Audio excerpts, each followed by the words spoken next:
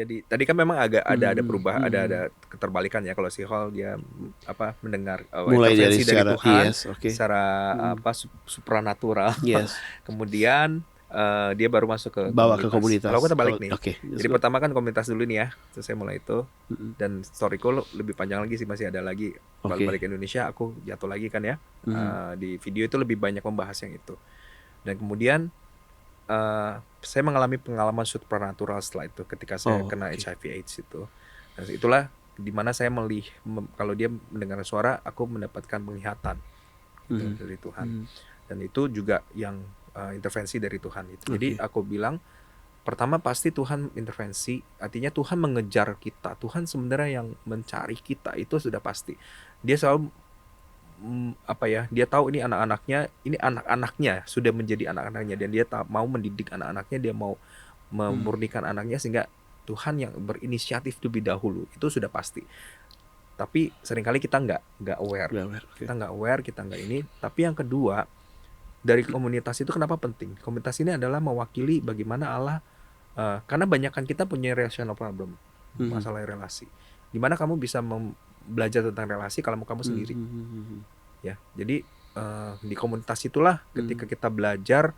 Contohnya saya dengan mentor saya belajar relasi yang benar antara seorang ayah dengan anak misalnya gitu ya. Dia belajar representasi seorang ayah. Dengan teman-teman di kelompok, saya punya masalah relasi dengan sesama jenis, relasi dengan yang beda jenis kelamin juga. Jadi di situ saya belajar juga gitu. Kita sekali lagi, dan kedua juga saling menguatkan ketika kita gagal. Komunitas tetap accept dan mengangkat kita kembali, dan itu belajarnya dari komunitas. Kalau nggak dari komunitas dari mana gitu? Nggak mungkin kita sendiri gitu kan ya gitu. Ya, dan firman Tuhan kalau kita perhatikan tuh banyak yang saling mengampuni, saling mengaku dosa, saling mengasihi. Itu mau dilakuin sama siapa? Kalau sendiri. Jadi kadang-kadang ada orang-orang yang merasa, biar aku dan Tuhan saja. Aduh, kalau itu mah kami udah tahu. Kalau udah ngomong kayak gitu berarti ini udah siap-siap melenceng. Karena kita nggak mungkin mau taat sama Tuhan tanpa kita berada di dalam suatu komunitas. Itu sangat tidak mungkin. Bukan berarti kita mengandalkan manusia ya. Kita bukan mengandalkan manusia, tapi memang kita didesain sama Tuhan kayak gitu. Memang nggak baik buat manusia itu seorang diri, kan nggak bisa gitu. Komunitas penting di dalam menolong ini, menopang rekan-rekan, kemudian dalam proses menjadi bertumbuh lebih baik ya dalam mengatasi ini KSJ ya. Kemudian itu kan tidak berarti bahwa komunitas itu pasti yang seiman semua ya, tidak atau memang komunitas yang ada itu komunitas orang Kristen semua, sama-sama orang percaya Tuhan, atau memang komunitas yang umum. Kalau yang saya alami itu komunitas yang sesama Kristen, orang percaya. Yang pasti sih gini, kalau kan dalam komunitas kita harus mempunyai satu dasar yang sama ya, satu visi yang sama. Pertama itu. Nah, kalau misalnya kita berjalan bersama-sama dengan saya orang yang kita believe in Christ, kita percayakan karya keselamatan Kristus. Ya, kelompok itulah sebenarnya yang membantu, yang bisa kita satu visi. Nah, kalau misalnya berbeda, ya aku nggak bilang nggak mungkin gitu ya, karena di dunia sekuler ada kelompok, contohnya yang Alcoholics Anonymous, AA. Itu kan biasanya semua religion ada di situ, semua agama ada. Tapi sebenarnya pendirinya itu anak Tuhan yang memberikan 12 steps of pemulihan itu berdasarkan prinsip-prinsip firman Tuhan sebenarnya gitu kan. Tapi kami juga terbuka sih untuk siapapun yang mau gabung, tapi ya kami selalu bilang bahwa kami dasarnya adalah Alkitab. Ya, kalau mereka mau ikut kami juga nggak nolak gitu. Dalam pelayanan rekan-rekan sekarang itu juga ada teman-teman yang ada orang-orang yang menghubungi kami yang bukan dari Kristen, bukan dari orang-orang yang percaya, dan kami tetap terbuka untuk menolong. Asal mereka mau terbuka juga ya kita Selain komunitas, rekan-rekan merasakan peran gereja misalnya dalam proses ini, atau dengan semua pengalaman yang ada ya selama ini, apa kalau bisa memberikan ide, pemikiran apa yang mungkin gereja bisa lakukan untuk menolong kalau ada jemaatnya atau ada komunitas-komunitas orang-orang yang seperti ini yang sedang ada dalam pergumulan ini. Oke, jadi ini kita ngomong fakta ya yang terjadi saat ini. Fakta yang terjadi yang which is bukan fakta yang menyenangkan sih sebenarnya. Jadi kenyataannya nih kita ngomong di Indonesia aja dulu. Di Indonesia itu memang mayoritas gereja-gereja itu jadi ada dua kubu. Gereja yang belum siap untuk melayani dan lebih kayak menolak gitu ya, menolak maksudnya ketika ada kasus-kasus yang nggak cuma LGBT lah, ada beberapa kasus yang kayak lebih tabu gitu dan mereka berusaha untuk ignore atau judgmental kemudian mengkat gitu ya. Jadi mereka merasa oh ini nggak bisa nih ada di gereja kayak gini gitu. Nyatanya seperti itu. Atau mereka mau untuk mendengarkan, tapi mereka nggak tahu mesti ngapain. Iya. Jadi dibiarin aja udah. Gampang juga kali ya maksudnya. Ya mungkin mereka bilang ya oke, kamu harus berubah. Kamu tahu ini salah kan? Kamu tahu ini salah. Kamu harus berubah gitu. Ayo berdoa lebih banyak, baca kita lebih banyak gitu. Puasa gitu ya. Kita doa pelepasan gitu. Udah dianggapnya setelah itu terjadi dalam satu momen, besok paginya dia bangun hilang tuh. Jadi ada yang kenyataannya seperti itu. Atau di ekstrem yang lain mereka bilang oke, kami menerima gitu. Tapi kemudian affirm apa yang mereka percaya gitu. Ya udah kamu born this way, Tuhan mengasihi kamu, ya udah mari bergabung dengan kami gitu. Dan itu ada komunitas gereja yang seperti itu juga. Ini berdasarkan pengalaman bukan hanya pengalaman pribadi ya. Karena saya tahu pasti kalau Sion kan kelompok yang ketiga pasti, karena kan gereja juga saya tahu kan. Gereja pasti menerima dong. Iya dong. Tapi kan kita melihat itulah fenomena yang nyata ya. Dan yang kelompok yang ketiga itu mungkin tidak terlalu banyak. Mungkin sekarang tidak terlalu banyak, tapi saya sama ada satu mentor lagi, kami pernah datang loh di Jakarta, datengin, bukan untuk bergabung ya waktu itu, kita pengen tahu aja. Ya, ini gereja yang apa? Ya maksudnya komunitas Kristen yang bisa kita bilang pro dengan LGBT gitu. Jadi karena mereka ya udah oke gitu, jadi di situ waktu datang teman-teman mengungkapkan jati diri. Ini sharing ada ini. Dan mereka kayak agak shock bingung gitu. Karena kok ini orang dari mana tiba-tiba ikut acara ini. Tapi mereka pernah maksudnya di tengah-tengah jemaat mereka memang ada yang bergumul seperti rekan-rekan sebelumnya. Bukan. Jadi ini memang yang itu jadi waktu itu saya mendapatkan dari Facebook kalau nggak salah. Dari grup. Dari grup. Jadi saya grup Oda itu ada selebaran, ada penerayan Natal, tapi dibilangnya queer Christmas. Queer Christmas. Wow. Queer Christmas. Saya share ke mereka. Dia kan nggak bisa datang. Nah, aku nggak bisa datang. Jadi waktu itu ada Bastian dan si Hol yang datang berdua ya. Sama Alessio. Sama Alessio ada 3 orang. Jadi mereka ke situ pengen tahu nih apa gitu kan, yang ngajain gereja gitu kan. Kita tidak sebutkan nama gerejanya. Terus datang ke situ dan itu nggak ada Natal ya Natal sama kamu sekali. cerita lah kamu yang di situ gitu. Nggak ada Natal sama sekali. Mereka malah kayak Yesus kan lahir nggak ada bapak biologis ya. Jangan-jangan Yesus transgender, malah ketawa-ketawa terus yang kayak ini apa sih? Terus ya intinya bahwa mereka cuma mau menegaskan bahwa ini nggak apa-apa kok gitu kan. Dan ya udah kami di situ kayak ya ampun apaan sih ini gitu kan. Tapi bukan komunitas gereja seperti itu sebenarnya yang kita maksudkan untuk mendukung itu ya. Ya aku bilang makanya ada dua ekstrem. Jadi yang ini sama yang ekstrem kiri dan ekstrem kanannya seperti itu. Dan itu di situ mereka akhirnya menerima, dan kemudian ketika ya mereka kan gereja kan ya, jadi harus baca Alkitab. Mereka menyebutnya ada ayat-ayat problematik untuk yang harus soal ditafsirkan LGBT, ulang. harus ditafsirkan dengan cara yang berbeda. Akhirnya ada penjelasan lah mungkin dari yang Roma 1, dari 1 Korintus 4 gitu, dan itu ditafsirkan untuk mendukung. Jadi mencari pembenaran tertentu gitu. Cuman kalau dibilang sedikit, ini gimana ya? Semua tuh mulai dari sedikit. Jadi kita jangan merasa itu kan gereja kayak gitu cuma dikit. Ya, di Amerika juga dulu kayak gitu dikit. Tapi sekarang banyak. Nah, ini yang harus kita hati-hati. Nah, kalau yang dari komunitas kami dulu ya, TLC atau yang sebenarnya gereja harus lakukan itu adalah kita tahu bahwa ini orang-orang yang tidak bisa diignore pertama gitu ya. Oke. Kalau ini di sini kan diignore. Mereka kita harus terima karena Tuhan Yesus datang di saat manusia itu semua dalam keadaan berdosa, apapun keadaan dosanya. Tuhan Yesus tidak menolak mereka, bahkan Tuhan Yesus hadir di tengah-tengah orang berdosa, dan itu yang diprotes oleh ahli Taurat. Nah, itu gereja harus melakukan itu gitu.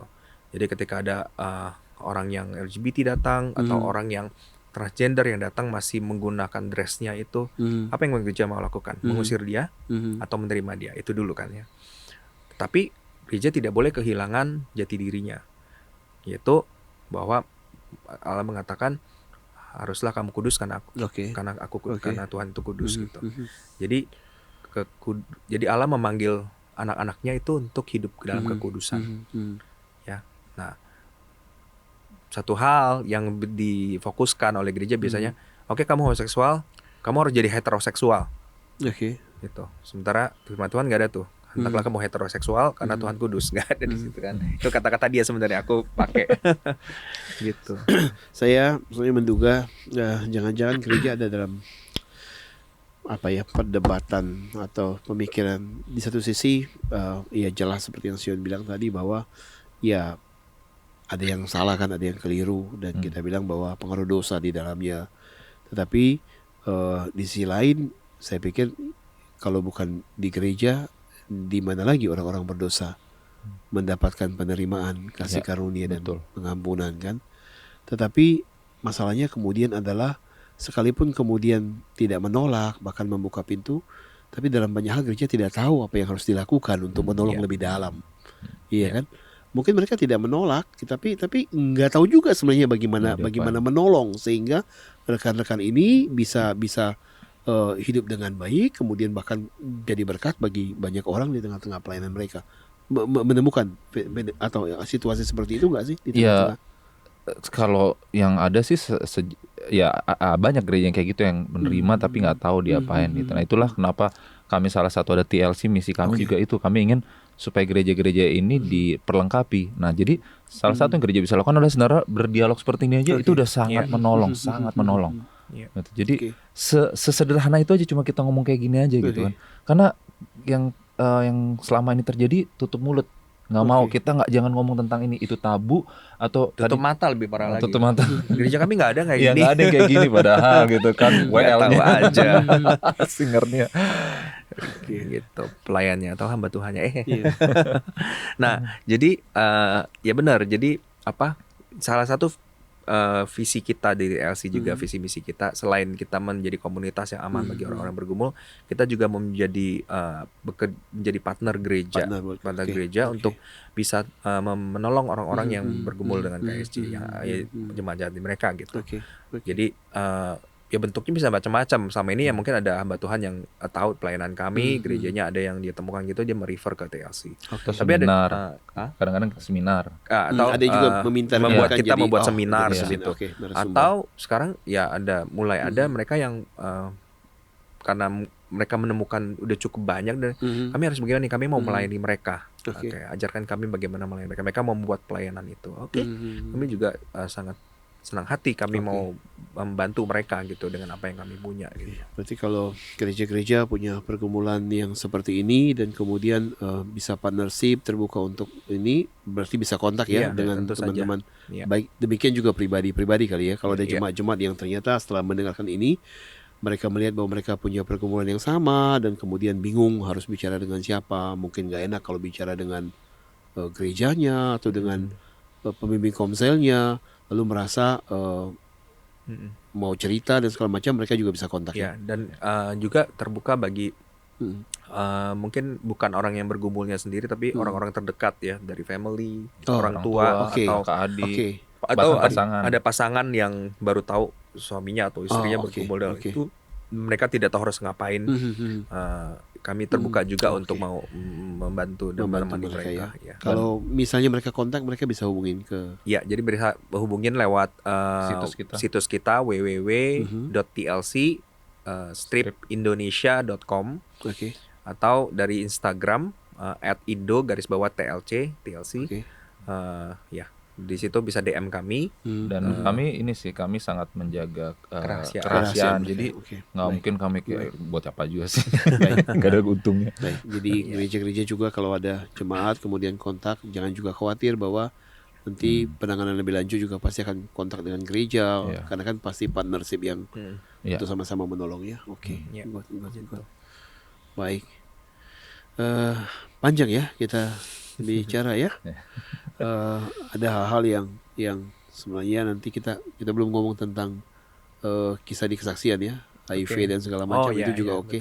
Saya pikir kita simpan untuk next ya. Ya, boleh. Supaya nggak terlalu panjang nanti ya.